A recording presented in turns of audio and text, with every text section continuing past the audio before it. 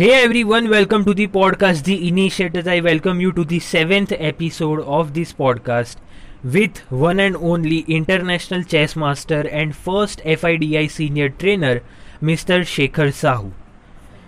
We welcome you, sir. Hello friends, सबको मेरा नमस्कार। मैं Shekhar Sahu, international master and FIDE senior trainer. Basically मैं उड़ीसा से हूँ। मेरा एजुकेशन बरहमपुर सिटी में हुआ था, उड़ीसा में, और वहाँ पर ग्रेजुएशन के बाद मैं बम्बई चला गया। एक्चुअली मैं एक छोटा सा गांव में से बड़ा हुआ है। Then my parents move to a small town in Berhampur for the education of my other sisters and myself, and I graduated in Khallikote college in Berhampur. तो बचपन में मैं आउटडोर गेम में बहुत इंटरेस्ट लेता था, खास करके फुटबॉल और बाकी जो है एथलेटिक गेम्स। लेकिन अभी ऐसा हो गया कि क्लास जब भी 8th और 9th वो टाइम में मुझे बहुत बीमार हो गया, इतना तक कि मैं लाइफ भी मेरा क्रिटिकल हो गया और भगवान की दुआ से मैं बच गया। लेकिन मेरा फिजिकल कंडीशन इतना वीक हो गया था कि मैं आउटडोर गेम नहीं खेल सकता था। डॉक्टर ने मना कर दिया और sports and game was like my life. So जब मैं कुछ नहीं खेल पाया तो अभी मैं कैरम स्टार्ट किया।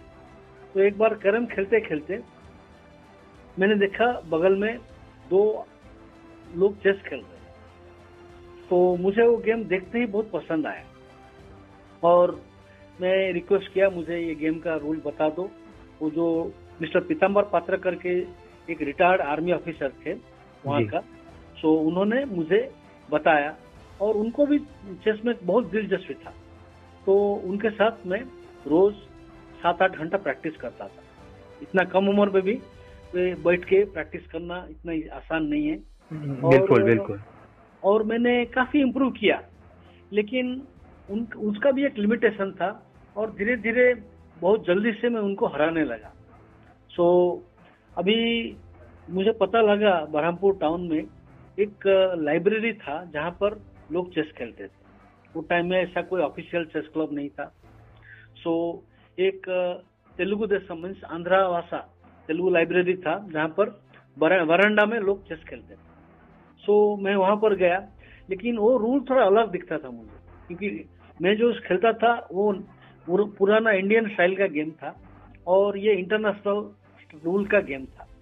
लेकिन थोड़ा दिन में देखा और मुझे वहाँ पसंद आया तो मैं रोज वहाँ जाने लगा। सो मैं रोज जाता था। वहाँ 4 सेक्शन था, junior, senior and veteran and expert top class group. So धीरे धीरे 1 by 1 ग्रुप मैंने क्रॉस करते गया और विद इन 2-3 महीने के अंदर मैंने पूरा टॉप ग्रुप तक चला गया। मेरा गेम काफी इम्प्रूव हुआ और उसके बाद मैं कॉलेज ज्वाइन किया। कॉलेज में भी मैं चेस खेलना चालू किया और कॉलेज चैंपियन हो गया। कॉलेज में भी मैं बहुत टाइम चेस में जाता था, क्लास बंक करता था और चेस में ही रहा मैं दिन रात। कॉलेज में चेस, घर में आया तो अपना वो जो मेरा जो टीचर थे पीताम्बर पात्र रिटायर्ड आर्मी ऑफिसर, उनके साथ खेलता था एंड शाम को मैं जाके उधर भी खेलता था। सो पूरा का पूरा दिन में चेस में ही खेलता था। मेरा पेरेंट्स बहुत वरीड हो गए कि मेरा पढ़ाई वढ़ाई में इतना ध्यान नहीं है और सिर्फ चेस में ही रहा। So but there was limitation, क्योंकि वहां पर लोग कोई किताब या थियोरेटिकल नहीं देखते थे, बस खेलते थे। तो एनी हाउ मैं वो सबके ऊपर मैं क्रॉस कर लिया और प्रैक्टिकली मैं वहाँ का बेस्ट प्लेयर हो गया। लेकिन आगे लिमिटेशन कुछ नहीं। So I wanted to play the state championship. तो स्टेट चैंपियनशिप खेला, सीनियर में मैं क्वालिफाई हो गया। सो जूनियर में भी क्वालिफाई हुआ रिप्रेजेंट करने के लिए स्टेट। तो मेरा पहला आउटिंग था बेंगलोर जाना 1974 में। 1974 में बेंगलोर गया नेशनल जूनियर खेलने। सो वहां पर मैंने 2-3 अच्छा प्लेयर को हराया, लेकिन मेरा इतना एक्सपीरियंस नहीं था। वो टूर्नामेंट राजा रविशेखर जीत गए। वो बहुत काफी फेमस प्लेयर है तमिलनाडु का। वो इंडिया का 2nd इंटरनेशनल मास्टर भी है और काफी लोगों को ट्रेन किया। 2 बार नेशनल चैंपियन रह चुके हैं। और 2nd आया बॉम्बे का प्रवीण टिच्चे।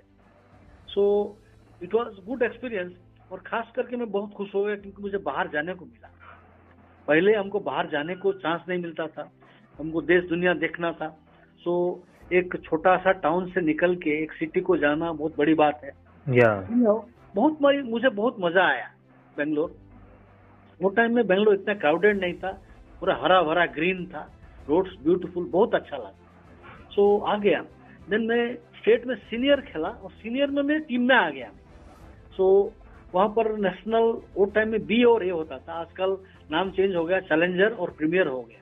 तो जब ये नेशनल चैलेंजर को मुझे मौका मिला, मैं पटना गया 1975 और गेम मेरा अच्छा प्रदर्शन हुआ। ऑफ कोर्स मेरे स्ट्रॉन्ग प्लेयर वेटरन थे, तो वो भी मुझे अच्छा लगा 75 में।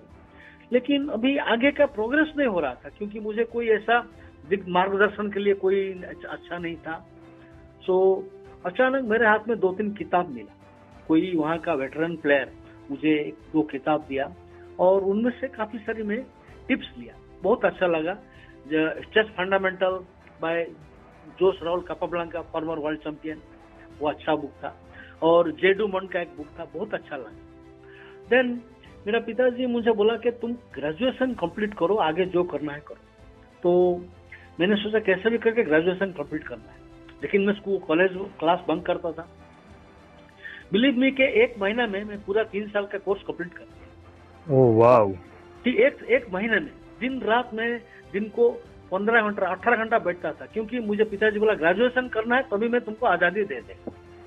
तो बस 1 महीना में दिन रात काम किया और मेरा फ्रेंड्स मुझे नोट्स दिया, मेरा जो कॉलेज का क्लोज फ्रेंड थे उन्होंने मुझे नोट्स दिया और मैंने देखा और सक्सेसफुली मैं ग्रेजुएशन कंप्लीट कर लिया, पास हो गया। तो अभी आगे का क्या है, तो मुझे चेस खेलना था। तो अचानक मुझे एक पोस्ट कार्ड आया कि महाराष्ट्र में सांगली में एक टूर्नामेंट है। सो तुरंत मैं निकल गया। अभी पिताजी ने नहीं रोका मुझे और उन्होंने मैं वो टाइम में 1000 रुपया दिया। 1000 रुपया यानी कि आजकल का जैसा समझो 1 लाख रुपया जैसा है। जी। तो वो टाइम में यानी क्या मैं कह रहा हूँ 75 के टाइम, जब भी सोने का भाव 250 रुपया था और सोने का भाव तो 50,000 हो गया ऐसा है। हाँ। सो 250 रुपया सोने का भाव था। तो मुझे 1000 रुपया दिया, तो मैं पहला बॉम्बे आके बॉम्बे देखना चाहता था, मेरा ड्रीम था जी। Film land Bombay. तो बॉम्बे में आके होटल में रहा, सीट में झूम मैंने बीच में गया, बहुत सारी मजा किया, घुमा फिरा। देन सांगली गया। तो सांगली टूर्नामेंट मुझे बहुत मजा आया और पूरा का पूरा टूर्नामेंट में अनबीटन रहा, 9 राउंड टूर्नामेंट अनबीटन रहा। और मैं सोचा अभी घर चला जाएगा, हो गया। बॉम्बे देखा, मजा आया, सांगली भी खेला, अच्छा हुआ। तो उसके दरमियान मुझे बॉम्बे का एक चेस प्लेयर RS बार्वे से उनसे मुलाकात और उनके साथ मेरा गेम ड्रॉ हुआ। उनको मेरा गेम काफी पसंद हुआ और गेम एनालिसिस किया और बाद में उनके साथ 2-3 रहा और मैं बोला ठीक है साहब, बहुत अच्छा लगा मिलके, मैं जा रहा हूँ, हम कभी फिर से मिलेंगे। तो उन्होंने कहा कि तुम अभी यहाँ तक आ चुके हो तो पुणे में खेलो, बॉम्बे में खेलो और जाओ। अभी मैं बोला नहीं मुझे नहीं खेलना है, मैं उसलिए छुपाना चाहता था, मेरा पैसा खत्म हो गया था। अच्छा। क्योंकि मैं बस होटल लॉज में रहता था, खाना पीना मस्ती घूमना फिरना, तो मैं परचेज करना ऐसा करके ऑलमोस्ट खत्म होने लगा। तो मैं ये बात कैसा बोलूं, मेरे पास पैसा नहीं है। तो बहुत जब फोर्स किया, मैं बोला सॉरी सर, मेरा पैसा खत्म हो गया है और मैं नहीं चाहता। वो बोला पैसे की बात है तो सीधा सीधा बोलो, अभी पैसा मैं आपसे क्यों हेल्प लेगा। तो उन्होंने बोला ठीक है, आप पिताजी को खत लिखो और मनी ऑर्डर से उनको पैसा भेजने को बोलो, आप खेलो। तो मैं उनका एड्रेस लिया और मनी ऑर्डर में पैसा मंगाया, पिताजी ने भेजा। वो पिताजी ने बोला चलो बाहर गया है, कुछ कर रहा है, जाने दो। तो वैसे हमारा फैमिली बैकग्राउंड कुछ middle class family, upper middle class family था। सो फाइनेंशियली कोई बुरा नहीं था। तो पिताजी ने पैसा भेजा और मैं पुणे खेला। पुणे में रानाडे टूर्नामेंट, उधर भी मेरा अच्छा प्रदर्शन रहा। देन वो बारवे साहब बोला एक और टूर्नामेंट खेल के जा। मैं बोला बस हो गया साहब, बॉम्बे में आपको खर्चा नहीं होगा, बॉम्बे में मेरा घर में रहो, आपको कुछ खर्चा नहीं होगा, खेल के जाओ। जब भी उन्होंने इतना इंसिस्ट किया तो मैं बॉम्बे में भी गया और मेरा वहां से नया चैप्टर खुल गया लाइफ का। वो बॉम्बे का टूर्नामेंट काफी स्ट्रांग था क्योंकि वहाँ नेशनल चैंपियन थे, काफी सीनियर प्लेयर थे और बॉम्बे का चेस फील्ड बहुत स्ट्रांग है। तो वो टूर्नामेंट में मैं अनबीटन और सेकंड आ गया। So all of a sudden it was a surprise to myself कि how can I come in such a strong field. और overnight I became a well known name in chess circle. बहुत सब लोग मुझे जानने लगा। One pleasant thing कि ये सब हो गया और मैं बम्बे में फिर मेरे को अच्छा प्राइज मिला, तो मैं शॉपिंग विपिंग करके घर लौट गया। तो बारवे साहब का सपोर्ट मुझे काफी अच्छा रहा। सो घर में लौट गया और back to the routine again. वो समर वेकेशन था तो वापस चेस खेलना वही चल रहा था। फिर से मुझे एक लेटर आया कि औरंगाबाद में टूर्नामेंट में, महाराष्ट्र में। तुरंत निकल गया। वो टाइम में चेस टूर्नामेंट बहुत कम होता था, ऑर्गेनाइजर कम थे, सो मैं तुरंत निकल गया। लेकिन सैड थिंग, जब भी मैं औरंगाबाद पहुंचा और पता लगा अकोला के टूर्नामेंट था, जब भी पहुंचा अकोला में कि टूर्नामेंट कैंसिल हो चुका है। अरे अभी ये तो बहुत बुरी बात है। मैं इतना खर्चा वर्चा करके आया, मेरा कोई इनकम नहीं था, तो चलो अभी आ गया। मैं बोला अकोला से बॉम्बे होकर चला जाऊंगा। तो मैं गया, मिला बॉम्बे में बारवे साहब को। बहुत खुश हो गए मुझे देखकर। तो उन्होंने बोला कि अभी तो तुम जा रहे हो, तो अभी 4 दिन के बाद टूर्नामेंट है, खेल के जाओ। अरे बोला साहब नहीं बोला खेलो। तो वो टूर्नामेंट 9 राउंड का था और मैं 9 से 9 गेम जीत के फर्स्ट आ गया। ओह वाह। सो तुरंत अभी वहां पर मुझे बैंक से 2 बैंक से, पहला मुझे सेंट्रल बैंक का एक प्लेयर मिला और उन्होंने मुझे बोला कि हमारा बैंक में एक टीम का जरूरत है, तो आपको चाहिए तो ज्वाइन करो। तो मैं खुश हो गया, मुझे जॉब मिलेगा तो फाइनेंशियल फ्रीडम मिल जाएगा जी। तो मैं तुरंत एग्री कर लिया तो और एप्लीकेशन दे दिया।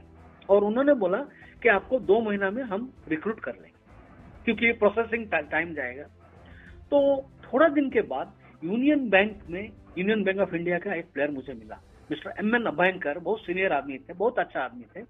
उन्होंने बोला तुम हमारा बैंक में ज्वाइन करो। मैंने कहा ऑलरेडी मैं सेंट्रल बैंक को एप्लीकेशन दे दिया है। वो बोला तुम अप्लाई करो, जो बैंक पहला लेता है ले लो। तो मैंने बोला ठीक है। और यूनियन बैंक ऑफ इंडिया 2 हफ्ते में मुझे रिक्रूटमेंट कर लिया, 2 वीक्स में। और as a sportsman and I prefer to, because I was a fresh graduate, तो मैंने कहा मैं रेगुलर एग्जाम देगा और ज्वाइन करे। पास हो गया विथ रिकॉर्ड, डिस्टिंक्शन अच्छा हुआ, मार्क अच्छा मिला, रेगुलर में मिल गया। फिर भी स्पोर्ट्स फैसिलिटी मिला। और यूनियन बैंक ऑफ इंडिया मुझे इतना फैसिलिटी दिया जो कोई भी स्पोर्ट्समैन को टाइम में नहीं मिलता। क्रिकेट छोड़ के कोई भी स्पोर्ट्समैन को नहीं मिलता। ऐसा हो गया कि मैं यूनियन बैंक में पहला इतना नहीं था। तो मैं कलकत्ता में एक टूर्नामेंट खेलने गया 1977। और वो टूर्नामेंट काफी स्ट्रांग था क्योंकि सारे नेशनल प्लेयर को बुलाया गया और मैं वो टूर्नामेंट जीत गया, केम फर्स्ट। अरे वाह। तो ये कोई बड़ी बात नहीं है, लेकिन तकदीर की बात है कि हमारा बैंक का एक very senior officer JS Bhatnagar, वो टाइम में वो डेप्यूटी जनरल मैनेजर थे। वो कलकत्ता कोई दौर में गए थे ऑफिशियल, और देखा union bank of India Shekhar Sahu. अरे बोला ये कौन है? तो वो बोला बॉम्बे का है। तो उन्होंने ऑफिस गया, जब भी मैं बॉम्बे लौटा मुझे बुलाया, बोला तुमने कभी बताया नहीं तुम अच्छा से। मैं बोला सर बताया, मैं खेलता हूँ ना, तुमको क्या फैसिलिटी चाहिए आगे इम्प्रूव करने के लिए? मैंने कहा कुछ नहीं, बस मुझे अनलिमिटेड लीव चाहिए और डेली हाफ डे कंसेशन चाहिए स्टडी करने के लिए। बोलो पूरा कंसेशन दे देते हैं आपको। तो मैंने थोड़ा हाफ डे काम करता था और हाफ डे चला जाता था चेस स्टडी करने। और कोई भी टूर्नामेंट अनलिमिटेडली हर कोई टूर्नामेंट में जाता था और थोड़ा बहुत फाइनेंशियल सपोर्ट था। धीरे धीरे इतना हो गया कि हम लोग नेशनल जीतने लगे यूनियन बैंक के लिए। यूनियन बैंक टीम 10 साल रूल किया, नेशनल टीम सब जीतते थे हम, इंटर बैंक जीतते थे, नेशनल में हमारा परफॉर्मेंस। सो बैंक इतना खुश हो गए कि हमको पूरा फ्री छोड़ दिया और टोटल सपोर्ट किया, full any leave and expenses total free. तो ये it was like a boon. So because of union bank I came tremendously. But ये जो है इतना आसान नहीं है। जब मैं बम्बे में पहुंचा, it was struggling where to stay, कहाँ रहेगा, क्या खर्चा करेगा, और मुझे बार बार पिताजी से पैसा लेना अच्छा नहीं लगता। तो अभी वहां से बारवे साहब मुझे एक जेंटलमैन से इंट्रोड्यूस कराया, MK गवांडे। वो बहुत सीनियर आदमी थे, बहुत सपोर्ट करते थे। तो उन्होंने मुझे नाम के वास्ते एक मैनेजर का जॉब दिया, उनका एक ट्यूटोरियल क्लास में मैंने टाइम, हफ्ते में सिर्फ 1 घंटे का काम, हफ्ते में 1 घंटे का काम है, महीने में 3-4 घंटा दिया, और उन्होंने वो टाइम में मुझे कुछ 250 रुपया देते थे। That was also good money. मेरा एक्चुअल खर्चा होता था 100 रुपया, खाना रहना सब खर्चा, जाना जाना मिलके। तो सपोर्ट के एंट्री फी खर्चा करना, इधर उधर जाना, वॉटएवर। तो 4-5 महीने में यूनियन बैंक में जब मैं लग गया, तो यूनियन बैंक के बाद मेरा तो तकदीर खुल गया। I started playing freely. लेकिन ऐसा है, वो टाइम में हमको कोई गाइडेंस नहीं था, हम एक लेवल तक पहुंच गया। वो टाइम में इंडिया में रेटेड प्लेयर बहुत कम थे। Basically first rating was 2200 rating था, और वो टाइम में रेटेड प्लेयर कुछ 10, 12, 15 थे बस। तो रेटिंग टूर्नामेंट ही सपना था।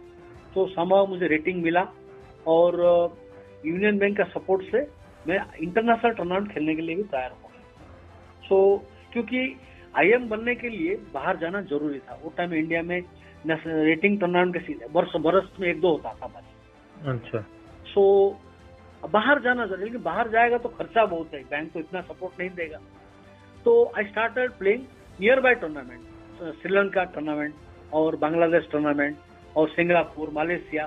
बैंक का थोड़ा सपोर्ट और मेरा खुद का, क्योंकि मैं बैचलर था तो मेरा इतना खर्चा नहीं था, तो सेव करके मैं धीरे धीरे आसपास का इंडिया का टूर्नामेंट खेलने लगा। लेकिन नॉब नहीं हुआ, तो आईएम बनना बहुत मुश्किल था।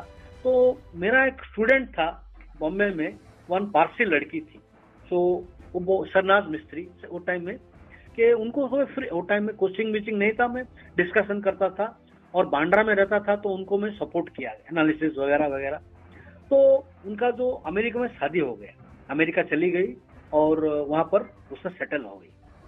तो एक बार अचानक 3-4 साल के बाद वो आई और उन्होंने मेरा नंबर ढूंढा, कैसे भी करके यूनियन बैंक से सारे ब्रांच में जाके इधर उधर फोन करके ढूंढा मेरा नंबर, और मुझे फोन किया, बोला तुम आके मिलो जी। मिला मैंने, बोला तुम अभी कैसे? मैं बोला खेल रहा हूँ, कोई स्कोप नहीं है। तो बोला तुम अमेरिका आना चाहते हो? मैं बोला मजाक कर रहे हो, क्योंकि अमेरिका कहाँ, मैं कहाँ, और वहाँ का खर्चा, वहाँ का फेयर। बोला मैं हूँ उधर, मेरा हस्बैंड और मेरा बच्चे है, विल सपोर्ट यू, बस तुम आ जाओ। तो उन्होंने मुझे सारे गाइडेंस दिया, अमेरिकन वीसा अप्लाई करो, सब हेल्प किया, और मैं अमेरिका पहुंच गया। यूनियन बैंक मुझे वो टाइम में 5,000, वो टाइम में लगभग, ऐसा तो पूरा नहीं दिया, they gave me 3,000 I think, first time 3,000 दिया। It was also big money, because return air fare was 9,000 return air fare. अभी तो 1.25 लाख को ऊपर होता है। जी जी जी। तो मैं पहुंच गया और उनका हस्बैंड आके रिसीव किया, उनके घर में गया, तो उन्होंने मुझे चेस क्लब में लिया, सबको इंट्रोड्यूस कराया और मैंने रजिस्ट्रेशन करा लिया। तो उसके बाद 6 महीना में एक आईएम नॉम कर दिया। तो वो जो है, lot of people help me, R S. Barve साहब, एम.के. गवांडे साहब, माय फ्रेंड सरनाज मिस्त्री कैनेडी, एम.एन. बैंकर, ये सब एक के बाद मुझे हेल्प किया। लेकिन अभी वहां पर एक आईएम नॉम हो गया, तो मेरा my mother father were worried. मेरा मम्मी ने बोला ये लड़का वहां सेटल हो जाएगा, वापस कभी नहीं आएगा, तो उसको बुला लो। तो उन्होंने खर्च लेके बोला तुम तुरंत आओ। तो मेरा अभी आईएम नॉम हो गया है, बस 6-8 महीना 1 साल में मैं जीएम की तरफ जाएगा। तो उन्होंने बोला नहीं आ जाओ, तो मुझे वापस आना पड़ा। जैसे आया 1984 में, तुरंत मेरा शादी करा दिया, तो मैं अभी जा नहीं पाएगा जी। तो अभी बैंक में था और स्टार्टेड, बट अभी नॉर्म के मैं सोचा चलो 6 महीना और जाएगा, नॉर्म करके वो टाइटल फिनिश करके आ जाएगा। तो उसमें क्या हुआ, मैं वापस गया और मुझे अभी ये सब है, वहां पर एंट्री फी बहुत है, आने जाने का खर्चा, रहना खाना खर्चा। लेकिन वो टाइम में वहां का एक बिजनेसमैन, वेल्दी बिजनेसमैन, उनको चेस में बहुत लगाव था, तो उनका साथ मेरा कनेक्शन हुआ। जिम बर्ग मेरा फ्रेंड। अच्छा। तो उन्होंने मुझे हायर किया कि उन्होंने बोला कि मैं बिजनेस के चक्कर में बाहर जाता हूं और मेरा करस्पॉन्डेंस गेम ऐसा ही चला जाता है, तो आपने रिप्लाई करो, जब भी मैं आऊंगा साथ में करेंगे, जब भी मेरा अब्सेंट में आप रिप्लाई करो जी। तो उन्होंने 200 करस्पॉन्डेंस गेम खेलते थे, तो हर रोज 15-20 कार्ड आता था और वो पोजीशन लगा के मैं एनालिसिस करता, तो हर पोजीशन को मैं अच्छी तरह एनालिसिस करके रिप्लाई लेता, यानी कि रोज में 7-8 घंटा उसके ऊपर काम करता हूँ। तो और उन्होंने मुझे अच्छा पेमेंट दिया, very good payment he was giving. तो वो सब मेरे को फाइनेंशियल इतना सपोर्ट हुआ कि मेरा कोई फाइनेंशियल का कोई टेंशन ही निकल गया। कहीं भी जाओ, खर्चा करो, कुछ भी करो, कोई प्रॉब्लम नहीं था। रहना खाना सबका मिट गया। और ऊपर ओवर एंड अबव मेरा गेम काफी इंप्रूव हो गया, बिकॉज मैं अभी करस्पॉन्डेंस गेम एनालिसिस किया, बहुत सारी बुक मुझे पढ़ना पड़ा और लिटरेचर मिलता था। मेरा फ्रेंड सरनाज मिस्त्री से, वो कैनेडी हो गई, सरनाज मिस्त्री कैनेडी हो गई, तो उनके पास लिटरेचर था, टूर्नामेंट था, अमेरिकन का फेमस चेस क्लब न्यूयॉर्क में, मैनहट्टन चेस क्लब में रोज जाता था मैं।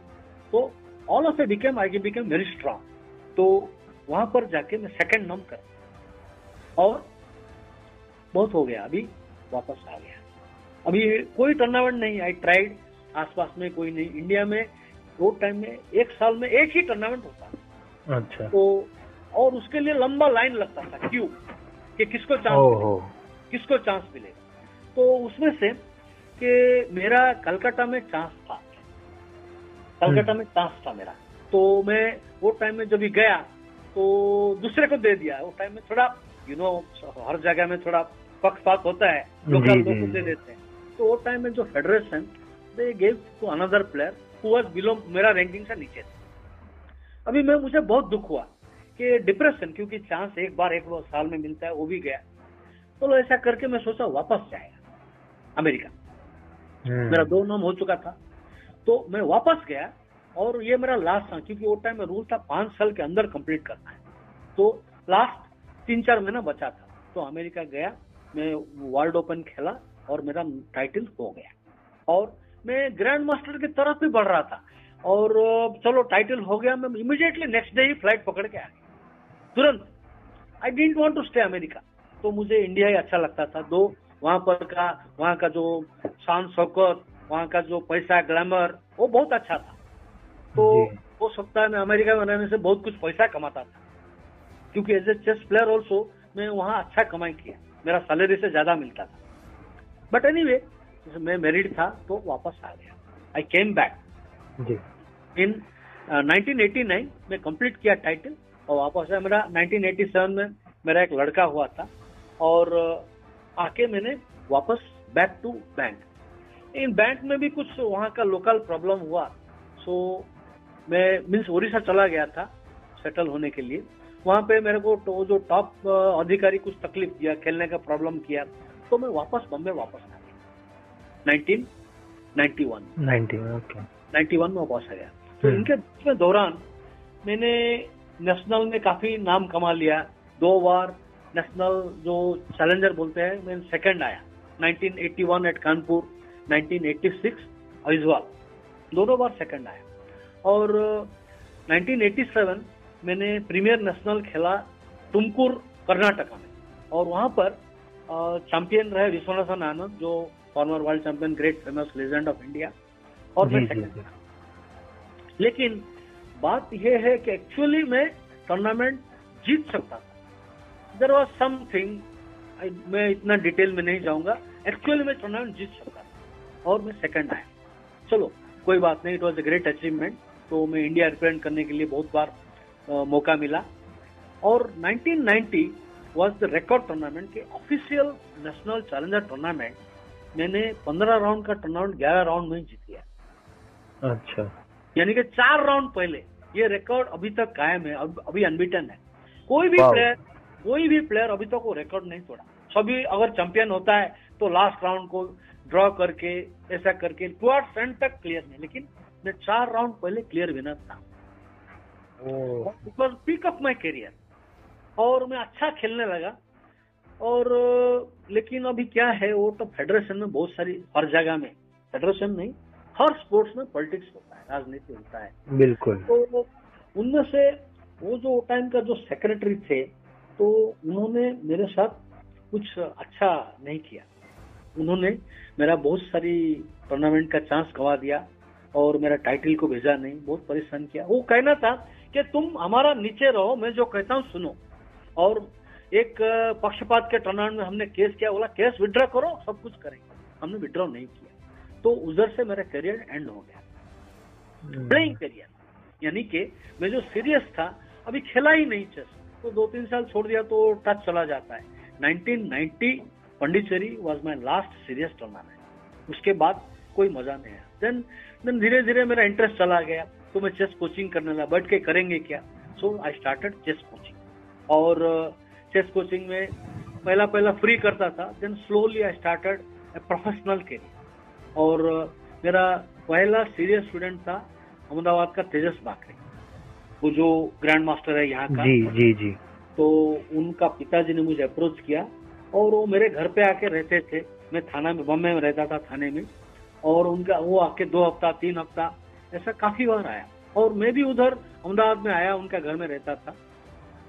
और वो लड़का काफी इम्प्रूव किया, टैलेंटेड था और हार्ड वर्क टैलेंट से उसने जूनियर अपना एज ग्रुप में टॉप में धीरे धीरे आ गया। Then I started training other students. और मैं 2001 में यूनियन बैंक से वॉलंटियर रिटायरमेंट ले लिया। मैं बैंक में एक बार मैं ब्रांच मैनेजर भी था और काफी सपोर्ट था। टुवर्ड्स एंड मैंने बैंक में काम करना चालू किया, बिकॉज अभी एज हो गया था और गेम भी इतना खेलता नहीं था। लेकिन 2001 में मौका मिला तो मैं वॉलंटियर रिटायरमेंट ले लिया and full time chess professional coach हो गया।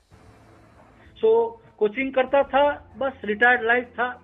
अचानक मैं उड़ीसा से मुझे कोई कांटेक्ट किया कि यहाँ पर बहुत मेस है, आप तो उड़ीसा का पहला इंटरनेशनल मास्टर है, यहाँ कुछ करते नहीं है, करने नहीं देते, तो आप कुछ हेल्प करो। तो मैं उड़ीसा गया और सिचुएशन बहुत खराब था। तो मैंने कहा ये सब चेंज करो। तो उन्होंने मेरी बात नहीं मानी। तो मैं कहा मैं प्रेसिडेंट के लिए कंटेस्ट करेगा, तो मुझे करने नहीं दिया। तो ऑल इंडिया फेडरेशन का इंटरवेंशन करना था, तो ऑल इंडिया फेडरेशन इंटरवेंशन किया और हमने टेक ओवर कर लिया ऑर्गेनाइजेशन, उड़ीसा एसोसिएशन। तो उड़ीसा एसोसिएशन में कुछ नहीं था, it was completely ground zero. तो हमने कैसा भी करके वहां पर टूर्नामेंट अरेंज किया और धीरे धीरे एक ग्रैंड मास्टर टूर्नामेंट अरेंज किया। बहुत डिफिकल्ट था उस टाइम में, वेरी डिफिकल्ट। तो it was team work and I put lot of my own money also. मेरा खुद का बहुत पैसा लगाया। अच्छा। तो टूर्नामेंट खड़ा हो गया। तो it was a great success. The year was 2009। सो पहला ग्रैंड मास्टर टूर्नामेंट हुआ। देन नेक्स्ट ईयर भी हमने करवाया। उसके बाद वो स्पॉन्सर निकल गया। देन हमारा सपोर्ट में वो वहाँ का यूनिवर्सिटी का एक हेड डॉक्टर अच्युता सामंत केम फॉरवर्ड। उन्होंने हमको बहुत सारे सहयोग दिया। तो उसके बाद द हिस्ट्री चेंज हो गया उड़ीसा में। धीरे धीरे अभी टाइटल प्लेयर्स आने लगे, coaching camps, tournaments, camp, seminars, तो कंटिन्यूअसली चेस एक्टिविटी चालू हो गया राउंड द ईयर। और उड़ीसा का फाइनेंशियली मतलब बहुत स्ट्रांग हो गया। सो 2009 से लेकर 2019 तक मैंने वहाँ का कंट्रोल किया और बहुत सारे 12 इंटरनेशनल टूर्नामेंट और बहुत सारे सेमिनार, कोचिंग कैंप, बहुत डेवलप हुआ चेस। और लेकिन अभी तब तक मैं मेरा पर्सनल करियर के लिए मैं गुजरात में आ गया 2014 में जी। 2014 अगस्त में तो बात चल रहा था मयूर भाई पटेल से, भावेश भाई पटेल से। तो उनके बात सुनकर मैं आया, यहाँ पे इंटरव्यू दिया और मुझे यहाँ का माहौल अच्छा लगा। वेरी पीसफुल एरिया, ग्रीनरी अच्छा है, रोड्स वेरी गुड। और बॉम्बे से सिर्फ 6-7 घंटे का रास्ता है, वो एक एडवांटेज। तो मैंने एक्सेप्ट कर लिया। और उसके बाद यहाँ का भी प्लेयर्स जो है काफी इंटरेस्ट लिया मेरा कोचिंग में। और यहाँ भी मैंने बाकी सिटी में गया तो मुझे माहौल और परिसर अच्छा लगा। खास करके यहाँ का जो सेक्रेटरी थे वो टाइम में भावेश भाई पटेल, उन्होंने एक्टिवली मुझे हर तरीके का सपोर्ट किया। अच्छा। नॉट ओनली चेस, मेरा जो कोई डोमेस्टिक प्रॉब्लम है या कुछ भी हो तो उन्होंने सपोर्ट किया। और उनका जो फ्रेंड सर्कल में उनसे सपोर्ट किया। मयूर भाई पटेल का भी मेरे को लॉट ऑफ मोरल सपोर्ट रहा और मैं यहाँ पर आ गया और वहाँ यहाँ डेवलप हुआ। लेकिन मैं अकेला था, अकेला कितना कैसा करेगा। मैं राजकोट जाता था, बड़ौदा जाता था लेक्चर देने के लिए, तो अहमदाबाद में करता था। और यहाँ पे फिर से थोड़ा सा परेशानी हुआ, यहाँ का जो चेस क्लब बंद हो गया। यहाँ एक तीर्थ चेस क्लब था, वो अचानक उस रीजन से बंद हो गया। तो भावेश भाई ने राइफल क्लब में थोड़ा दिन चालू कराया और उसके बाद शिफ्ट किया बोडाक डैम। तो अभी यहाँ पर जो माहौल था वो तीर्थ क्लब में बहुत लोग आते थे। अभी बोडाक डैम में जो हो गया तो वहाँ का लोग को काफी दूर हो गया। अहमदाबाद में 1 घंटा लगता है, तो पेरेंट आके 2 घंटा बैठना और आना जाना में बहुत प्रॉब्लम हुआ, फिर भी लोग आते थे। सो काफी इम्प्रूवमेंट हुआ और ऑनलाइन चालू हो गया। सो भावेश स्वामी ने कहा कि ऑनलाइन हम करेंगे, राजकोट में और बड़ौदा में लोग भी, सूरत में भी देख सकते हैं, तो ऑनलाइन चालू किया। और उसके बाद भावेश भाई ने ग्रुप बनाया, टूर्नामेंट कैसे डेवलप करना है और प्रैक्टिस कैसा करना है, एनालिसिस कैसा करना है, तो बच्चों का इम्प्रूवमेंट ही अच्छा हुआ। और उन्होंने किया कि लिटरेचर भी आपको बच्चों को कैसा करना है, इक्विपमेंट लाना है सबके लिए, कैसा करेंगे, जो क्या बोलते हैं, जो सॉफ्टवेयर लैपटॉप और ये सब का इंतजाम भी उन्होंने कराया, तो काफी डेवलपमेंट हुआ। देन मैंने अभी लॉकडाउन के पीरियड में भी रोज मैं 4 घंटा कराता, 2.5 घंटा सवेरे और 2.5 घंटा दोपहर को जी। मेरा परिवार के बारे में, मेरा वाइफ है स्कूल टीचर और मेरा एक लड़का एक लड़की है, और लड़की जो है तो आर्किटेक्ट किया और बॉलीवुड फिल्म में असिस्टेंट आर्ट डायरेक्टर है। तो अभी उसमें फिल्म में काफी वो सेटिंग में इंटरेस्ट लिया और उसका जो आर्किटेक्चर का क्वालिफिकेशन उसको हेल्प किया। और जो लड़का है वो ग्रेजुएशन किया बीबीए, यानी कि बीएमएस बीबीए करते हैं, उसके बाद एमबीए भी फॉलो कर रहा था और उसको चेस में भी काफी इंटरेस्ट था मेरा गेम देख के, और ही वेरी गुड प्लेयर। तो एक टूर्नामेंट में उसने एक जीएम को, एक आईएम को भी हराया और आईएम नाम का एकदम नजदीक था, हाफ ए पॉइंट। और मैं कहा मैं मेरे साथ बैठो, एनालिसिस करो, हो जाएगा। बोले मेरे साथ से कोचिंग नहीं लेता था और वो गेम हार गया। उसके बाद उसको इंटरेस्ट चला गया कि मैं आईएम नहीं हो सकता है, छोड़ दिया। और बाद में फिर से चेस गेम में आया और कोचिंग चालू किया। सो बॉम्बे में रह के वो भी कोचिंग करता है और लड़की जो है वहीं पर बॉम्बे में है, वाइफ टीचर है। और मैं अहमदाबाद में आते जाते रहता हूँ, महीने में 1 बार 2 बार कभी कभी छुट्टी दिन देख के, सैटरडे संडे देख के। तो अभी तो लॉकडाउन में तो 5 महीना हुआ मैं गया नहीं, वहां पर भी हालत बुरा है, यहाँ भी हालत ऐसा ही है, लेकिन ऑनलाइन क्लासेस चल रहा है। सो अभी ये जो है मेरा life full of struggle, her mode में मुझे कोई ना कोई सपोर्ट करने आता, कोई ना कोई। देखिए मेरा जब भी स्कूल खत्म हो गया, अभी बारिश बारवे मुझे बहुत सपोर्ट किया और बॉम्बे में आया, मिस्टर गवर्नर ने सपोर्ट किया जॉब देके। जब भी मेरे को आईएम नाम का टाइटल की जरूरत था, मेरा फ्रेंड सरनाज मिस्त्री, वो बाद में शादी किया सरनाज कैनेडी, उन्होंने मुझे सपोर्ट किया अमेरिका। और यूनियन बैंक में ज्वाइन करने के लिए मिस्टर एमएन अबैंकर ने सपोर्ट किया। और मेरा जो फ्रेंड सर्कल है वो मैं सब में पॉपुलर था। बॉम्बे में मेरा एक फ्रेंड विवेक सड़ेकर, उनका घर में रहता था। और जो चेस मॉल, हर जगह में मुझे पूरा का पूरा सपोर्ट था। I was very friendly in nature और सबके साथ मिलता जुलता था, जैसा मेरा कोई ईगो नहीं था। इवन दो मैं नेशनल टॉप में आ गया चीन में, फिर भी मैं सबको मिलता था, डिस्कस करता था, हेल्प करता था, व्हाट एवर पॉसिबल जी। और ऑर्गेनाइजेशन में आया 2009 से 2019 तक। उसके बीच में मैं खेलता था लेकिन सीरियस नहीं था। सो 2019 में मैं ऑर्गेनाइजेशन छोड़ दी। मैं ऑल इंडिया फेडरेशन में 3 बार चुन के वाइस प्रेसिडेंट हुआ था 9 साल, और वो भी मैं अभी छोड़ दिया। अभी उड़ीसा ऑर्गेनाइजेशन में छोड़ दिया कि डिफिकल्ट है अहमदाबाद में रह के वहां जाना, ऑर्गेनाइज करना, और ये भी ऊपर से मेरा ये प्रोफेशनल कोचिंग। तो इसके लिए अभी ऑर्गेनाइजेशन छोड़ के मैं अभी पूरा टाइम चेस कोचिंग में हूँ और बस गुजरात में स्पोर्ट्स अथॉरिटी के साथ जुड़ा हूँ और भावेश भाई के साथ हूँ। जी जी जी, मतलब बहुत ही स्ट्रगलिंग लाइफ रही है आपकी, आप बचपन से अभी तक की। और जो मेन टर्निंग पॉइंट जो आया आपका, वो बॉम्बे टूर्नामेंट से आया था। बॉम्बे टूर्नामेंट से आ गया। और बारहवें साल के लिए वैसे कि मेरा स्ट्रगलिंग लाइफ बॉम्बे नहीं है, क्योंकि जब तक मैं कॉलेज का एंड था तब तक मैं एंजॉयड माई लाइफ, क्योंकि हमारा घर में कोई फाइनेंशियल प्रॉब्लम नहीं था। तो घर में नौकर वाकर थे, काम करना नहीं पड़ता था कुछ भी, और पिताजी भी ऐसा, मेरे को कोई प्रॉब्लम ही नहीं था हर मोड पे। Till my graduation very easy life, I had a very comfortable, enjoyed my childhood. लेकिन जब बॉम्बे आ गया मैं अकेला हो गया। तो बॉम्बे आ गया तो मेरा फ्रेंड के स्थले करके घर रहा, सपोर्ट रहा। बॉम्बे में people supported me like it. लेकिन ऐसा है, अभी व्हेन आई लुक बैक, अगर मैं पीछे जाऊं कि अगर वो टाइम में मैं अभी जो जानता हूं और डिसिप्लिन, अभी चेस के लिए क्या क्या जरूरत है, वो टाइम में करता था, मैं सुपर ग्रैंड मास्टर बन जाता जी। क्योंकि वो टाइम में जो चला गया, मुझे गाइडेंस के लिए कोई नहीं था। और मैं बहुत सारी टाइम सिनेमा में जाता था, मेरा डेली सिनेमा शाम को रात को जाता था, वो टाइम वेस्ट होता था, it is waste of time. और चेस देखता था, चेस में बहुत लव था, लेकिन टाइम बहुत वेस्ट होता था और सीरियस नहीं था।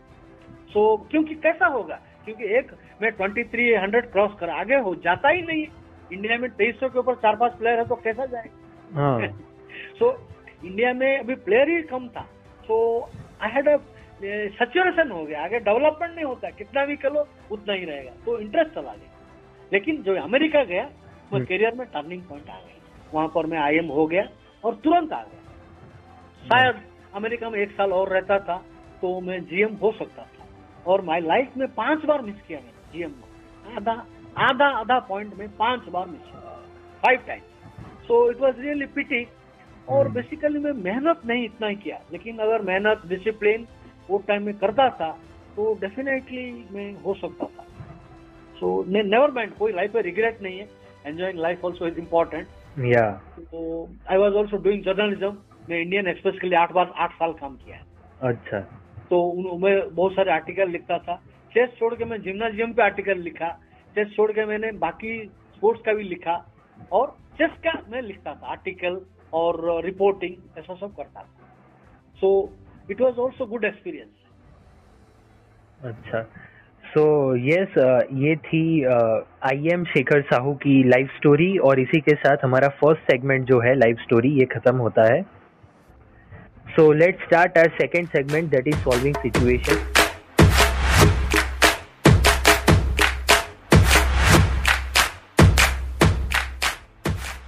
तो ये सेगमेंट में सर मैं आपको सिचुएशंस दूंगा, और अगर आप ये सिचुएशंस में होंगे तो आप इसे ओवरकम कैसे करेंगे वो आपको बताना है। ठीक है। सो माय फर्स्ट सिचुएशन इज कि अगर आपको कहा जाए कि चेस को लाइफ से रिलेट कीजिए तो आप कैसे करेंगे? बेसिकली वेरी स्ट्रेंज कि chess and life imitates itself. Garry Kasparov ने एक बुक लिखा, लाइफ इमिटेट्स चेस, क्योंकि हमको चेस में मेन थिंग इज के सिचुएशन को देखना है, स्टडी करना, इवेल्युएट करके प्लान करना है जी। तो लाइफ में भी हर चीज में प्लानिंग का जरूरत होता है कि आप पढ़ाई करना है, IAS करना है, या आपको बैंकिंग एग्जाम में जाना है, तो जो भी एक लक्ष्य रहता है तो उसके लिए आपको कंडीशनिंग रेडी करना है, तो अकॉर्डिंगली आपको प्रिपेयर करना है, प्लानिंग एंड एग्जीक्यूशन। तो लाइफ में भी हम अगर चाहते हैं कि मैं के पढ़ाई में ऊपर आएगा तो हमको अकॉर्डिंगली प्लान करना है, हम स्पोर्ट्स में ऊपर आएंगे तो रोज हमको प्रैक्टिस करना है, कितना घंटा करना है फिजिकली मेंटली। सो ये जो है condition, planning and execution and discipline जी। अभी chess player there are 2 type का डिसिप्लिन है, on the board discipline, off the board discipline. On the board player को मैनर मेंटेन करना है, टोटल कंसंट्रेशन फोकस चाहिए। ऑफ द बोर्ड डिसिप्लिन के physical fitness चाहिए, आपको प्री टूर्नामेंट कंडीशन के लिए मेंटली सेट रहना है, साइकोलॉजिकल फिट रहना है, कॉन्फिडेंस को बढ़ाना है। सो ऐसा ही लाइफ में हर चीज में आपको concentration, total focus and planning and execution, ये सब जरूरत है। सो लाइफ और चेस का ये जो लिंक है ये बहुत समांतराल है। तो मैं ऐसे ही सोचता हूँ कि इवेल्युएशन करो कोई पोजीशन को, प्लान को, लक्ष्य को, और कैसा बढ़ना है, make a note, right the good and bad points. जैसे कि पोजीशन में हम देखते हैं वीक पॉइंट क्या है, स्ट्रांग पॉइंट क्या है, तो हमको देखते हैं यहाँ पर हमको फाइनेंशियल प्रॉब्लम होगा, यहाँ पर हमको कि लोकेशन का प्रॉब्लम होगा, यहाँ पर हमको टाइम का कमी रहेगा, तो ये सब स्टडी करना है, और उसके लिए हमको तुरंत एक प्लान बनाना है और उसको एग्जीक्यूट करना है, टाइम वेस्ट नहीं करना। बिल्कुल बिल्कुल। और कभी कभी क्या हो जाता है कि प्लानिंग भी लोग कर देते हैं और उसका एग्जीक्यूशन करने का इनिशिएटिव भी नहीं लेते। नहीं, वो तो बहुत लोग करते हैं, बहुत लोग मेजॉरिटी, लेकिन एजुकेशन होता है, लेकिन कॉन्फिडेंस चाहिए, और कि हम आज करें ऐसा नहीं, तुरंत ही स्टार्ट करना है। And you have to always write the strong and weak points, जो कमी है उसको कैसा कवर करेंगे, जो अपना स्ट्रांग पॉइंट है उसको कैसा यूज करेंगे। जी जी जी बिल्कुल। बेसिकली मेंटली फिजिकली स्टेबिलिटी चाहिए और कॉन्फिडेंस चाहिए। कोशिश करते रहना कि एक बार फेल हो गया ऐसा नहीं, इंस्पिरेशन होना चाहिए कि हर किसी को एक फर्स्ट टाइम सक्सेस नहीं होता है, but working itself is a success. बिल्कुल। So my next situation is कि जैसे कि हम आज के टाइम में देख रहे हैं, लॉकडाउन के पीरियड में स्पेशली, कि जो किड्स है छोटे छोटे, वो लोग ऑनलाइन गेमिंग की तरफ ज्यादा अपना चाम दिखा रहे हैं, और ट्रेडिशनल वे ऑफ जो गेम्स है वो पूरा डिक्रीज हो रहा है। जैसे कि फॉर एग्जांपल आज के बच्चे पबजी, फ्री फायर जैसी शूटिंग गेम्स में ज़्यादा इंटरेस्ट दिखा रहे हैं। सो आप क्या करेंगे हमारी ट्रेडिशनल गेम्स स्पेशली चेस का चार्म कंटिन्यूअसली बरकरार रखने के लिए? अभी ऐसा है कि जो प्रॉब्लम है it is actually international, this is not only here, all over के बच्चों को घर में रहेंगे तो कुछ तो करेंगे जी। तो सबके आजकल के डिजिटल है, सबके पास लैपटॉप मोबाइल है, तो उस पर ही ध्यान देंगे। तो इससे ये बेहतर है कि पेरेंट्स अपने बच्चे को तो सवेरे जाएंगे तो बच्चे ग्राउंड में रहेगा और कुछ एक्सरसाइज करेंगे और दोनों पेरेंट मिलके कुछ फिजिकल एक्टिविटी करेंगे। बच्चे जो देखते हैं वही इमिटेट करते हैं जी। तो अभी और एक बात है कि बच्चे जाएंगे, आप पेरेंट्स जाएंगे और दूसरे बच्चे को ट्रेन देने से बच्चे को थोड़ा अंदर का जलसी आता है कि मैं करूंगा, मेरे पिताजी माँ क्यों दूसरे को सिखा रहे हैं। हाँ। तो ये जो बात है कि they should try to motivate कैसा भी करके, और पेरेंट्स खेलेंगे तो बच्चे भी वही करना चाहेंगे और दूसरे को सिखाएंगे, बच्चे बोलेंगे नहीं नहीं उसको छोड़ो हमको सिखा। तो ये बात है। और बेसिकली ऑन दी बोर्ड करना इतना अच्छा है कि लैपटॉप से, मोबाइल से ये चेस इतना अच्छा नहीं होता है। इट इज लाइक मूवी देखना और किताब पढ़ना। अब इंडिया हिस्ट्री पढ़ेंगे, गांधी का स्टोरी पढ़ेंगे या इंडिया का हिस्ट्री, अगर एक मूवी देखेंगे 2-3 घंटा में दिखाई देगा, लेकिन बुक पढ़ेंगे तो हमको बुक पढ़ने में 1 महीना जाएगा, बड़ा बुक। तो लेकिन हम बुक से कुछ ध्यान रखेंगे, माइंड में रखेंगे, और लैपटॉप का वो सिनेमा जैसा आगे आगे चले जाता है। तो मेजॉरिटी जो बच्चे आजकल वो लैपटॉप में ही देखते हैं और इंजन यूज करते हैं, वो गलत है। ये इट इज लाइक हम मैथमेटिक्स करते हैं कैलकुलेटर के साथ। हाँ। तो इसमें से गेम माइंड का जो डेवलपमेंट नहीं होता है, ये हार्मफुल होता है। तो बच्चों को बोर्ड में बुक से करना है और खास करके पेरेंट्स को ये मोटिवेट कराना है। और ऊपर से मेनी पेरेंट्स को उनके पास टाइम नहीं होता है, कोच के ऊपर छोड़ देते हैं, कोच जो किया वही है। तो कोच को भी ध्यान रखना चाहिए बात में कि ज्यादा करके बोर्ड में कराना है और होमवर्क दिखाना है, डिसिप्लिन रखना है और कंटिन्यूअसली प्लेयर को मोटिवेट कराना है। उनको गाली नहीं देना है कि तुम ये कर रहा है, ये मिस कर रहा है, ये कैसा नहीं देख रहा है। उनको हमेशा एनकरेजिंग वर्ड से बोलना, तो वो अच्छा रहेगा। तो इसीलिए हम मोटिवेट कर सकते हैं और चेस का जो है आगे बढ़ा सकते हैं। बिल्कुल बिल्कुल। और ऑनलाइन टूर्नामेंट कराना है, क्योंकि अभी तो डायरेक्ट करना नहीं है। हो सकता है ये प्रॉब्लम जैसे मैं देख रहा हूँ कि दिसंबर तक सुलझ जाएगा मोस्ट लाइकली। हाँ जी। और उसके बाद रेगुलर टूर्नामेंट होगा, लिमिटेड एडिशन में, रेस्ट्रिक्शन में होगा। तो दिसंबर तक हमको अभी घर में वो पोजीशन देना है और ऑनलाइन का टूर्नामेंट मैं खेलूंगा, लड़के को बोलेगा तुम बोर्ड लगाया करो, मुंह बताता हूँ मैं कि ये मुंह क्या आंसर क्या है ऐसा। तो time is the main thing and ये इंटरनेशनल प्रॉब्लम है अभी ऑल ओवर वर्ल्ड का। बिल्कुल सर। और जैसे कि हम देख रहे हैं अभी कि आपने भी अभी बोला कि एक कोच का रिस्पॉन्सिबिलिटी बनता है कि अपने स्टूडेंट्स को कहे कि आप ये जो डिजिटल वे में जा रहे हैं उससे अच्छा कि आप इधर आइए, तो आपका माइंडसेट भी अच्छा डेवलप होगा और ये जो बोर्ड गेम्स है वो आपका माइंड भी ज्यादा जल्दी से डेवलप करेगी। बिल्कुल बिल्कुल। तो ये जो है कोचेस का जो रेस्पॉन्सिबिलिटी बताया तो ये सही है। और basically coach is the stepping stone to student success और बिल्डिंग ए करियर। और कोच का जो एक्सपीरियंस, जो अंडरस्टैंडिंग, ये पास करना है जी। जो कोचेस क्या करते mainly, I will tell you, मैं सारे कोच के बारे में नहीं बोलता, मेजॉरिटी कोचेस वो प्रोफेशनल हो जाते हैं, वो भी उनका भी लिमिटेशन है, उनको दूसरे स्टूडेंट के पास जाना है तो पूरा का पूरा ध्यान नहीं दे पाते जी। तो उनको पूरा ध्यान देना है स्टूडेंट का डेवलपमेंट में, और जो टैलेंटेड स्टूडेंट है उसके खास ध्यान देना है। बिल्कुल। और जैसे कि हम हमारे नेक्स्ट क्वेश्चन की तरफ बढ़ रहे हैं, तो ये क्वेश्चन भी इसी से रिलेटेड है कि जैसे अभी जो डिप्रेशन का माहौल भी साथ में क्रिएट हुआ है, सो अभी ऐसा हो रहा है कि बहुत सारे बच्चे चेकमेट की सिचुएशंस में फंस जाते हैं। तो एक टीचर का और कोच का ऐसा तो क्या इम्पैक्ट रहता है स्टूडेंट की लाइफ में कि वो अपने स्टूडेंट को ऐसी सिचुएशंस में से बाहर निकाले? अभी बेसिकली क्या है, ये जो टीचर और स्टूडेंट का जो है बॉन्डिंग होना चाहिए, बॉन्डिंग, यानी basically they should like each other, they should accept each other.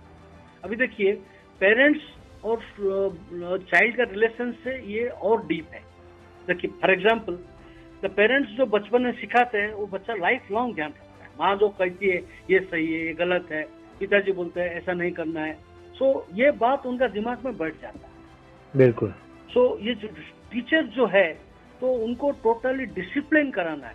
For example अभी भले आप दो डायग्राम दिखाओ और अच्छी तरह दिखाओ और उनको समझाओ कि ये किए बगैर आप नहीं होगा, और शॉर्टकट मेथड नहीं दिखाना चाहिए। हो सकता है जैसे कि एग्जाम में हम 10 क्वेश्चन दे देंगे और 10 में 9 क्वेश्चन आ गया तो बच्चा तो टॉप में आ जाएगा, लेकिन बच्चे को उसका टोटल सब्जेक्ट का ग्रस्त नहीं रहता है। सो कोचेस को ऐसा ट्रैप नहीं दिखाना है। जैसे कि अभी मान लो मैं हिस्ट्री एग्जाम देना चाहता हूँ और कोई ट्यूटोरियल में मुझे बोला ये 15 क्वेश्चन पढ़ो उसमें से 10 आएगा और अच्छा करो, होता है ऐसा ही होता है।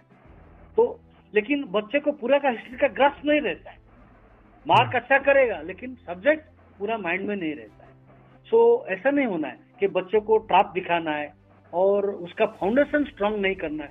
सो बच्चे को फाउंडेशन स्ट्रांग करना है, so then only become strong. अगर फाउंडेशन स्ट्रांग नहीं है बच्चा एक लेवल तक जाके अटक जाता है, और एक बार अटक गया आगे कभी बढ़ेगा नहीं, क्योंकि माइंड में जो जाता है वो बाहर निकलना मुश्किल होता है। सो कोचेस को पहला फाउंडेशन तैयार करना है। लाइक कोच पहला से एंड गेम से चालू करना है, then middle game, then opening. लेकिन मेजॉरिटी कोचेस ओपनिंग में ही चालू कर देते हैं, सो वो गलत है, क्योंकि बच्चे वो रॉन्ग ओपनिंग से बाहर नहीं आते। सो this is a general problem, और यहाँ का नहीं ऑल ओवर वर्ल्ड है। और ये जो है प्रोफेशनलिज्म टाइम के बात होता है। So what ever this the coach should guide properly and maintain a balance between his professionalism and the discipline and guidance. जी, और कहा जाता है ना कि जो टीचर है वो सेकंड पेरेंट्स की जैसे ही काम करता है एक बच्चे की लाइफ में। बिल्कुल, मैंने कहा बॉन्डिंग है। For example if my teacher says so it is like my parent, just मेरा पेरेंट जैसा है। वो कहता है ये मत करो तो मुझे नहीं करना है, और you have to trust the teacher. बिल्कुल। And you have to analyse. अब टीचर ने बोला ये पोजीशन ऐसा अच्छा है, तो मैं जाके खुद देखेगा और मैं करेगा सवाल ये क्यों अच्छा है ये क्यों नहीं है, तो आंसर टीचर देगा, नहीं तो बुक से देखेगा। सो प्लेयर को मेहनत करना है, मेहनत के बगैर कुछ भी नहीं मिलेगा लाइफ में, चाहे स्पोर्ट्स हो, पढ़ाई हो, whatever. So lot of hard work. ये गारी कस्पारोव वर्ल्ड में इतना रिकॉर्ड बनाया क्योंकि वो बचपन में 4 साल की उम्र में चेस चालू किया, और जब भी उसका फ्रेंड सर्कल बच्चे सब ग्राउंड में खेलते थे, हंसते थे, वो चेस बोर्ड में बैठ के काम करता था। सो ये बात है, कोच को प्लेयर का मूड भी देखना है, उसको फिजिकली फिट कराना है। It is necessary, coach should know that only a healthy body can have a healthy mind. तो बच्चे को 1 घंटा कैसे भी करके फिजिकल एक्टिविटी कराना है, और द कोच को अभी दे शुड सी दैट बच्चा एंजॉय करता है। यू शुड सी कि बच्चे का जो स्टाइल है उसी हिसाब से दिखाना है। बच्चा अटैकिंग है तो उसको हमको अटैकिंग गेम दिखाना है। बच्चा अगर पोजिशनल प्लेयर है तो उसको उसी हिसाब से तैयार करना है। हमको बच्चे को फोर्स नहीं करना है, तुमको यही करना पड़ेगा, यही लाइन में जाना पड़ेगा। सो एक स्टूडेंट का और जो टीचर का एक बॉन्डिंग है, दोनों एक दूसरे को समझना चाहिए जी। तो this is very important. And that for example Semyon Furman great coach था, उनके लिए कार्पो इतना ऊपर है। Because of him he became world champion.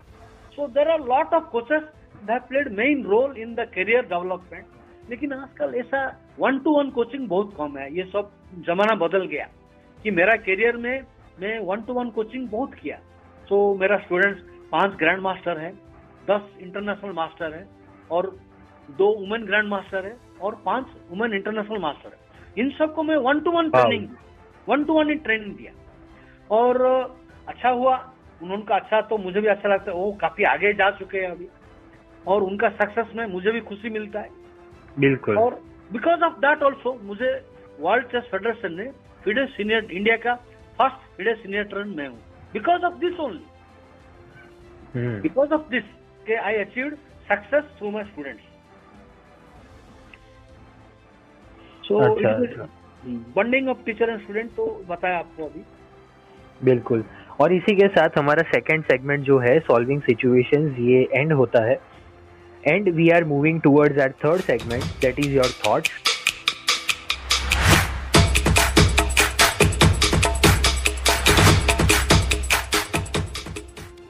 सो इसमें मैं आपको क्वेश्चंस पूछूंगा और आपको ये क्वेश्चन में अपने थॉट्स एक्सप्रेस करने हैं जी। So my first question is कि कहा जाता है कि चेस हमें communication skills, aptitude, recognisation patterns और बहुत सारी चीज़ों में, मेनली ये दो चीज़ों में कि कम्युनिकेशन स्किल्स और एप्टीट्यूड, ये दो चीज़ों में हेल्प करती है। सो आपके व्यूज क्या है कि ये डज इट रियली हेल्प्स? ये it is really helps because हम जब चेस खेलते हैं ना को it is always a continuously non stop एक मोनोलॉग चलता है। आप हम अंदर अपने आप से बात करते हैं कि मैं ये खेलेगा तो ये आएगा, वो ओपोनेंट ये खेलेगा। It is just analysis going on, it is a monologue. मैं अभी थ्रेट देगा तो कैसा बचाएगा और वो कैसा, मैं होता तो कैसा बचाता था।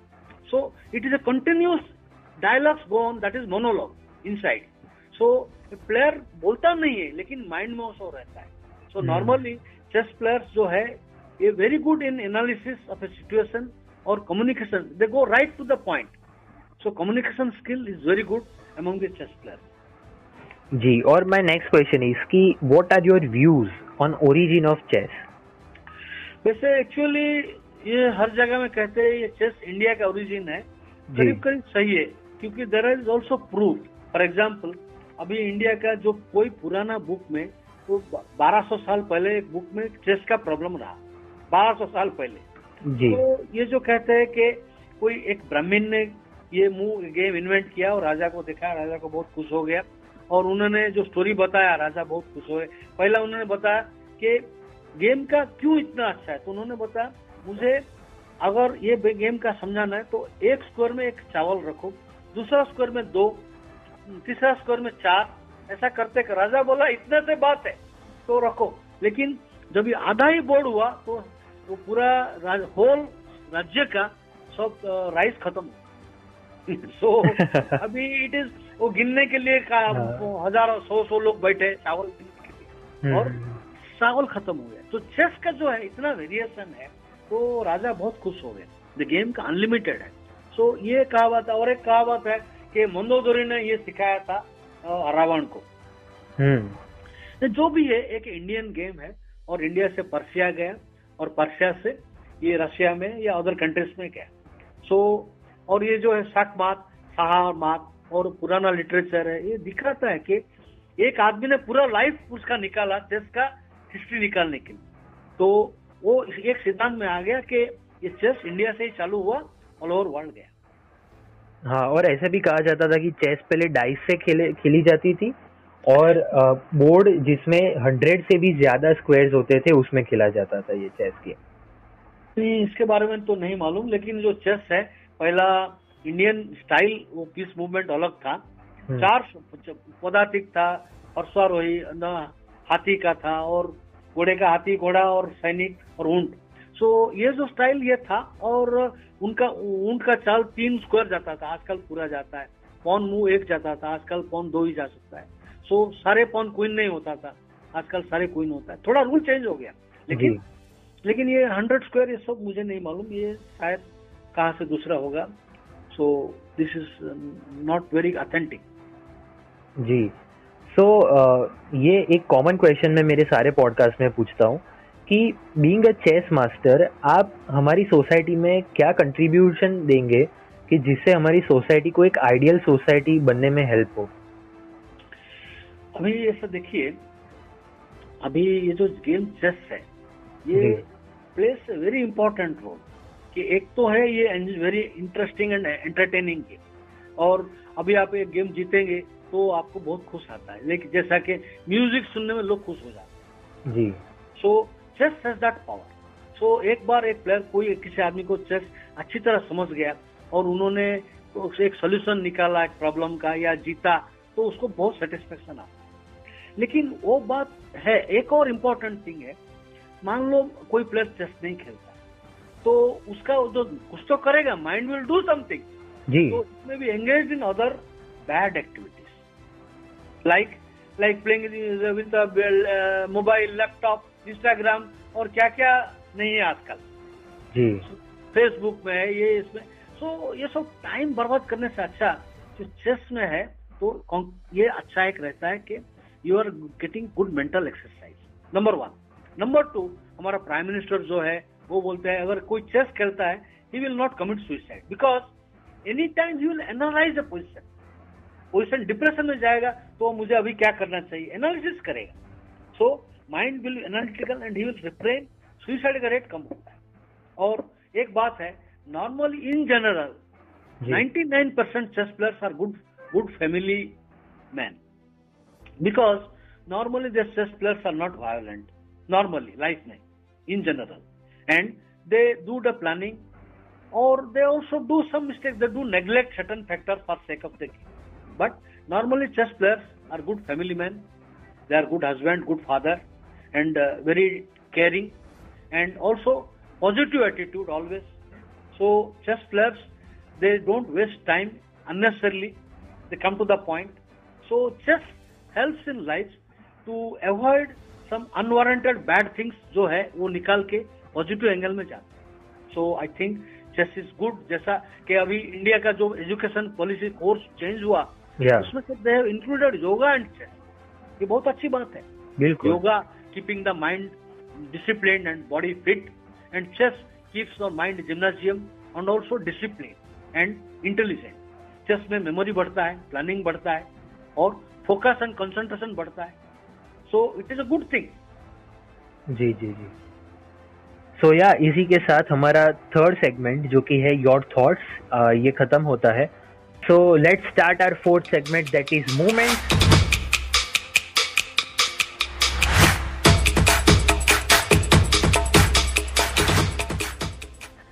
सो इसमें मैं आपको 3 चीजें पूछूंगा। फर्स्ट कि आपकी हैप्पीएस्ट मोमेंट कौन सी थी लाइफ में, सेकंड आपकी सैडेस्ट मोमेंट कौन सी थी, और थर्ड कि आपने अपनी लाइफ में सबसे बड़ा इनिशिएटिव कौन सा लिया है। So let's start with the happiest moment sir.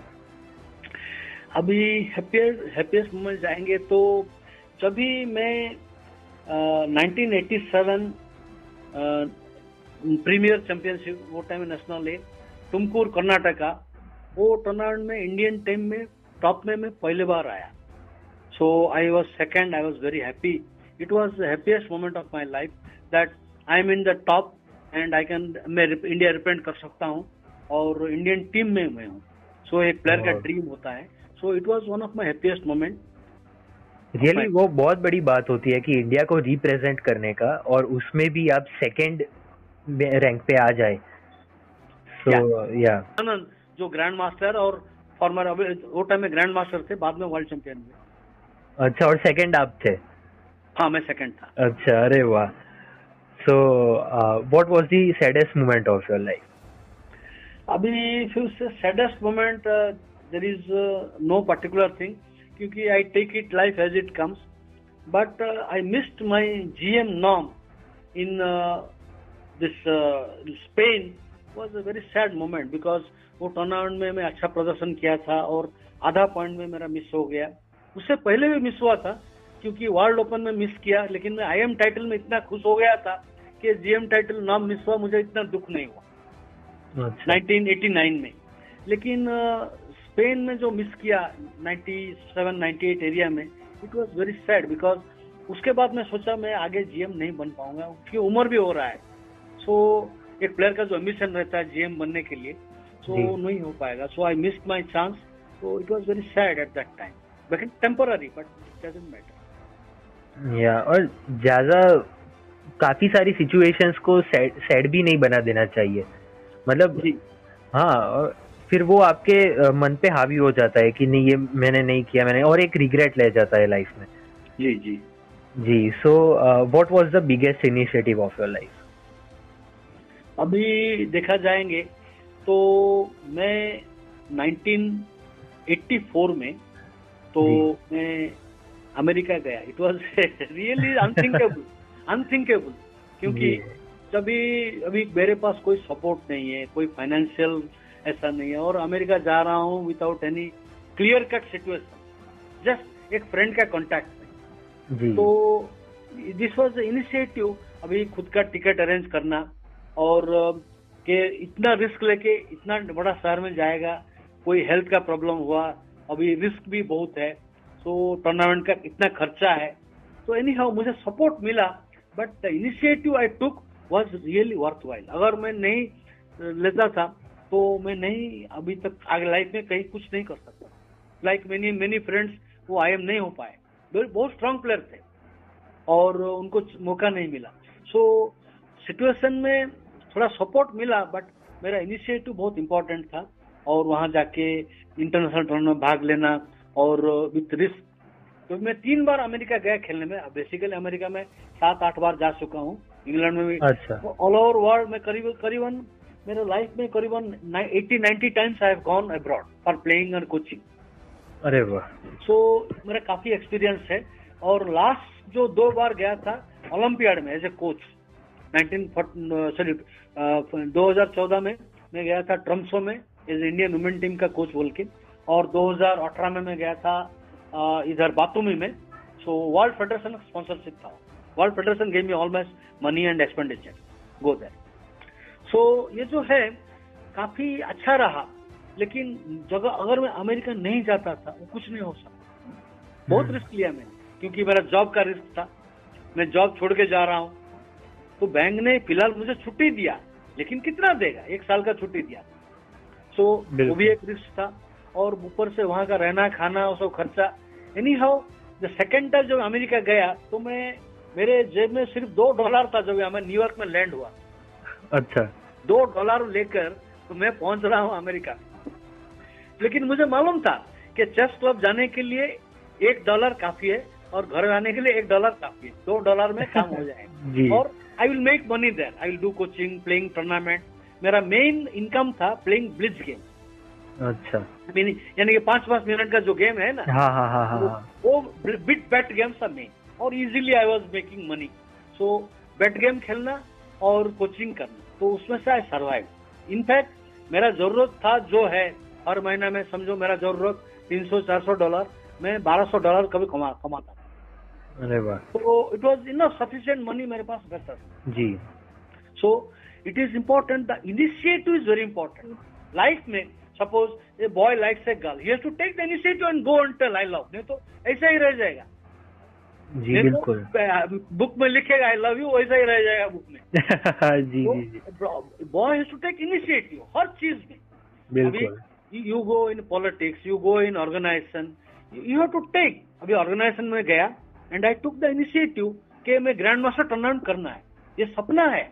अभी बाहर का 25 लोग को बुलाएंगे 20 कंट्रीज से, और उनको इतना खर्चा, आना जाना, prize money, it is something unthinkable. लेकिन मैंने जाके किया ऑर्गेनाइज भुवनेश्वर में। मैं बाहर रहता था लेकिन किया। सो एक इनिशिएटिव होता है, बहुत इंपॉर्टेंट जी। और इसीलिए हमने ये पॉडकास्ट स्टार्ट किया है इनिशिएटर्स करके, कि जहाँ पे लाइफ में जिन जिन लोगों ने अपनी लाइफ में इतने बड़े बड़े इनिशिएटिव्स लिए हैं, उन सभी को एक प्लेटफॉर्म पे बुलाए, तो दूसरे लोग भी जो ये टाइप के इनिशिएटिव्स लेना चाहते हैं वो खुल के बाहर आए। क्योंकि बहुत सारे लोग डर जाते हैं कि नहीं, मुझसे ये नहीं होगा। पर जैसे आपने इतने सारे इनिशिएटिव लिए हैं, अब चेस की ही फील्ड में कोई चेस प्लेयर होगा जिसको ये इनिशिएटिव लेना है, सो अगर ये वो पॉडकास्ट सुनेगा तो उसको भी ऐसा मन में हो जाएगा और वो भी मोटिवेट हो जाएगा कि नहीं, इन्होंने लिया, ट्राई तो किया ना, तो मैं भी ट्राई करूंगा। अभी ऐसा है, एक बात है, इनिशिएटिव लेने से पहले मेंटली प्लेयर को, एक आदमी को रेडी रहना चाहिए कि सक्सेस नहीं भी मिल सकता, लेकिन मेंटली रेडी रहना चाहिए कि I will try and try and try, don't give up. So एक बार मैं ऐसा हो गया, अमेरिका में गया, मैं फ्रस्ट्रेटेड हो गया कि मैं बोला मेरा IIM नाम नहीं होगा। 7-8 टूर्नामेंट में आधा पॉइंट में मेरा IIM नाम मिस होता। तो मैं सोचा मेरी ये बस की बात नहीं। लेकिन एक ग्रैंड मास्टर से मिला मैं, तो उन्होंने मुझे बोला कि तुम जो तरीका से जा रहे हो ठीक नहीं, आप थोड़ा चेंज करो, हो जाएगा। उनके बाद में ना मेरा 2 नाम फटाफट हो गया। तो ग्रैंड मास्टर पॉल बेंको। सो ये जो है, माइंड में फ्रस्ट्रेशन नहीं लाना है। सो माइंड को ट्रेन करना है, सक्सेस आएगा, अपना टाइम आएगा, बस पेशेंस रखो और हार्डवर्क करते जाओ। कर्मण्य बाधिकारस्तम मा फलेषु कदाचन। बस You work hard. Don't look for the result. Keep working. Absolutely, sir. So yes, यही पे हमारा फोर्थ सेगमेंट जो है मूवमेंट्स ये ओवर होता है और we are moving forward towards our last segment that is your vision.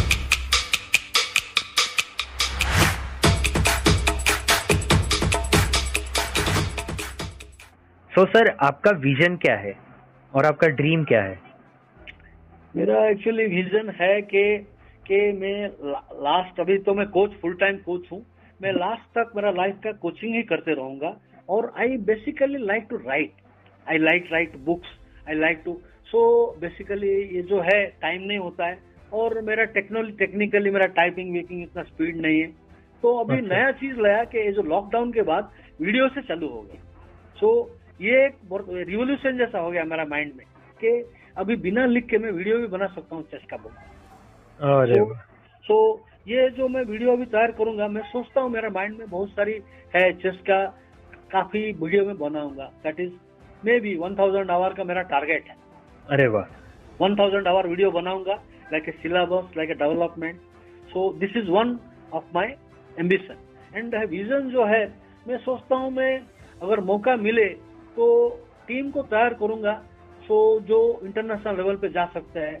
और अभी जैसे जैसे मेरा एक्सपीरियंस हो रहा है, मेरा कोचिंग का अंडरस्टैंडिंग और बढ़ रहा है कि बच्चों को क्या जरूरत है. A good player is not a good coach. A player can be low but his thinking can change a lot. So जैसे कि बैंको ने कहा, मुझे बस 15 मिनट में मेरा पूरा का पूरा थिंकिंग बदल गया.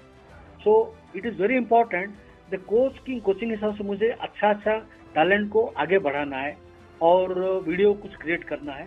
और मैं चाहता हूँ इंडिया वर्ल्ड का नंबर 1 चेस स्टेट हो, कंट्री हो. वाओ. तो वे विश की आपके छोड़ दूंगा, ऑर्गेनाइजेशन छोड़ के सिर्फ कोचिंग पे ध्यान दूंगा. और basically I love to play chess. So हो सकता है अभी 2-3 साल के बाद में खेलना चालू करेगा. अच्छा. सो वी विश कि आपके सारे विजन और ड्रीम फुलफिल हो जाए. और यस, इसी के साथ हमारा जो ये पॉडकास्ट है with one and only international chess master and first FIDI senior trainer that is Shekhar Sahu, ये एंड होता है. And we are very much thankful to you sir कि आप आज हमारे साथ ज्वाइन हुए. बहुत बहुत धन्यवाद. मेरा आप सबको नमस्कार. Thank you very much. नमस्कार सर. Thank you. जय हिंद. जय हिंद.